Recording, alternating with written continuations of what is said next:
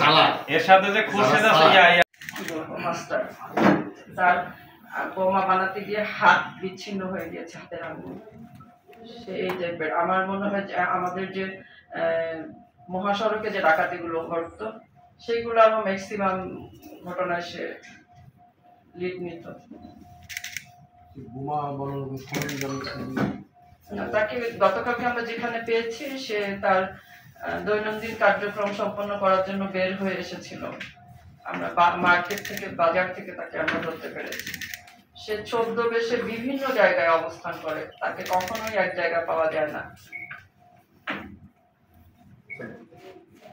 সে কখনো স্থায়ী হয় না কোথাও বেশি দিন, কিছুদিন তার বোনের বাসায়, কিছুদিন অন্য জায়গায়, এইভাবে সে বিভিন্ন জায়গায় অবস্থান করে। এবং তার মোবাইলের সিম অসংখ্য, সে একটা মোবাইল সিম ইউজ করার পর সেটা আর করে না।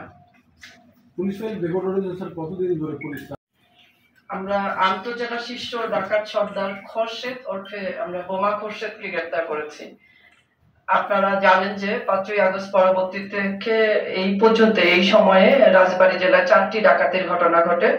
তার মধ্যে নভেম্বরের 26 তারিখে ছিল বালিয়াকান্দিতে একটি, জানুয়ারিতে ছিল বালিয়াকান্দিতে আরেকটি, আর জানুয়ারিতে ছিল রাজবাড়ী সদর থানায় একটি, এবং ফেব্রুয়ারিতেও ছিল রাজবাড়ী সদর থানায় আরেকটি। মোট 4টি ডাকাতির মামলা সংঘটিত হয়।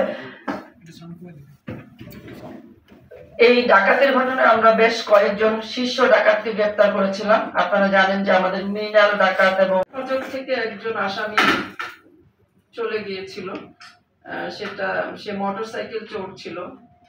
তো আমরা তাকে নিয়ে অভিযানে বের হই কুষ্টিয়া। এটা ছিল শীতের রাত, অনেক বেশি কুয়াশা ছিল। কুয়াশার কারণে মানে সামনে কি আছে সেটাও দেখা যাচ্ছিল না। পরবর্তীতে সে মিসগাইড করে আমাদের সদস্যদেরকে বিলের ধারে নিয়ে যায় এবং সে বিলে লাফ দিয়ে পালিয়ে যায়। তাকেও আমরা দীর্ঘদিন ধরে ধরার চেষ্টা করছিলাম এবং অবশেষে গতকালকে তাকে আমরা গ্রেপ্তার করেছি। সে আমাদের হ্যান্ডকাফ নিয়ে পালিয়ে গিয়েছিল। এই মোটরসাইকেল চুরি সিন্ডিকেটের একজন মানে সক্রিয় সদস্য। এরা একটা টিম আছে, যাদের নামগুলো পেয়েছি, পরবর্তীতে তাদেরকেও গ্রেপ্তার করব।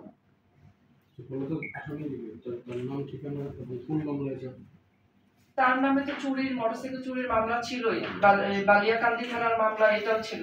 এই ফেব্রুয়ারি মাসে এই মামলাটা সংঘটিত হয়েছে, মানে চুরিটা সংঘটিত হয়েছিল এবং মামলাটা হচ্ছে ফেব্রুয়ারি মাসে।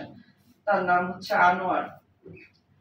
তার বাড়ি মেইনলি কুষ্টিয়া, বাট তাকে আমরা ধরেছি মাদারীপুর থেকে। এরাও এই বিভিন্ন জায়গায় অবস্থান করে, এক জায়গায় অবস্থান করে না। কুষ্টিয়া, মাদারীপুর, ফরিদপুর, বিভিন্ন জায়গায় তাদের লোকেশন দেখায়। অনেকদিন ধরে এই চেষ্টা অব্যাহত আছে আমাদের। পরবর্তীতে আমরা গতকাল সক্ষম হয়েছি। প্রথম যখন গ্রেপ্তার করে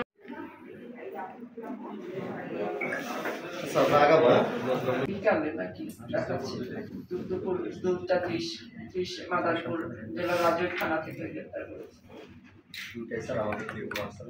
সবাই